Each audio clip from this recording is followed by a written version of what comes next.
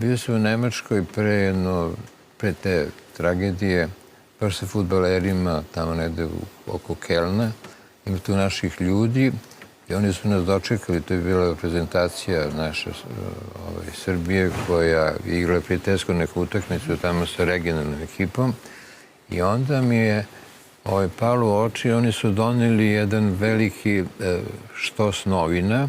Na prvoj strani novina nemačka vlada poklanja premijeru Zoranu Đinđiću jednu staru vilu, koja nije vila, to je zgrada iz srednjeg veka, sa nekim prostorom od par hektara zemljišta za saradnju na državnom nivou.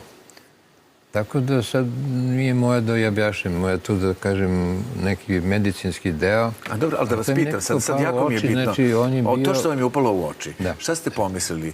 I šta to implicira u događajima koji dolaze? O tome, recimo, nije bilo nikakve vesti u našim novinama. Da neka vlada, neke zemlje pokloni, recimo, neću da poredim sa bilo kojim predsjednikom Srbije, da nigde nije bila ta vest.